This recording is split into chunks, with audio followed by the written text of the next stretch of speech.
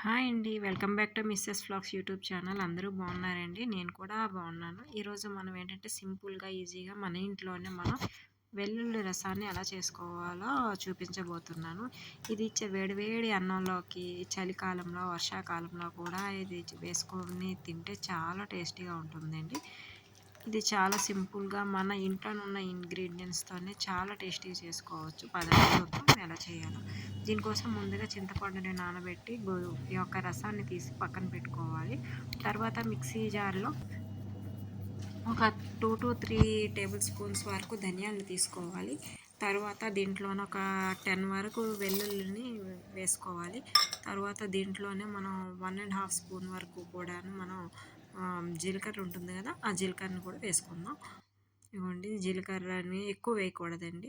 వేసుకున్న తర్వాత దీంట్లోనే తుంచి పెట్టిన ఎండుమిర్చిని మీరు కారం ఎక్కువ తిన్నవారు కారం వేసుకోవచ్చు. నేను 4-5 వేసుకుంటున్నాను. ఇవన్నీ కలిపి బాగా గ్రైండ్ చేసుకొని ఒక కచ్చాపచ్చాగా గ్రైండ్ చేసుకొని ఇగోండి ఈ విధంగా ఉంటే చాలు.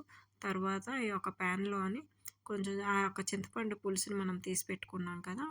ఈ యొక్క చింతపండు పులుసుని కూడా మనం వేసుకొని ఒక 2-3 గ్లాసెస్ ఆఫ్ వాటర్‌ని కూడా వేసి దీంట్లో కాస్త సాల్ట్ రుచికి సరిపడినంత సాల్ట్‌ని వేసుకుంటున్నాను. సో, ఈ యొక్క సాల్ట్ వేసుకున్న తర్వాత 1 ½ స్పూన్ వరకు పసుపుని కూడా వేసుకోవాలి. ఎక్కువ వేయకూడదండి పసుపు. కొంచెం కలర్ కోసం లైట్‌గా వేసుకుంటే సరిపోతుంది. ఇవి వేసినాక కాస్త మిక్స్ చేసుకొని ఉండాలి. ఇగోండి ఈ విధంగా మిక్స్ చేసుకున్నాను కదా! ఇది కొంచెం లైట్‌గా వేడైనాక మనం ఆల్రెడీ కచ్చా పచ్చాగా గ్రైండ్ చేసిన ఈ యొక్క పొడి ఉంటుంది కదా! ఇది కూడా వేసుకొని ఒక మీడియం సిమ్‌లో ఒక 5-10 మినిట్స్ వరకు బాగా మరగాలి. ఎంత మరిగితే ఫ్లేవర్ అంత బావుంటుందండి. ఇగోండి బాగా మరగాలి. ఇగోండి మరిగిపోయింది కదా! దీన్ని మనం స్టవ్ ఆఫ్ చేసుకొని పోపు పెట్టుకుందాం పదండి. ఇగోండి ఒక ప్యాన్‌లో కొంచెం ఆయిల్ వేసుకున్నాను. వేసుకున్న తర్వాత కొంచెం ఆయిల్ హీట్ అయ్యాక ఆవాలు వేసుకోవాలి. తర్వాత దీంట్లోనే జీలకర్రని వేసుకోవాలి. తర్వాత మనం పోపుకి ఒక 1-2 ఎండుమిర్చిని వేసుకోవాలి. తర్వాత దీంట్లో కొంచెం కరివేపాకును కూడా వేసుకుంటున్నాను. కరివేపాకును కూడా వేసుకొని బాగా అటు ఇటు తిప్పుతూ బాగా మిక్స్ చేసుకోవాలి.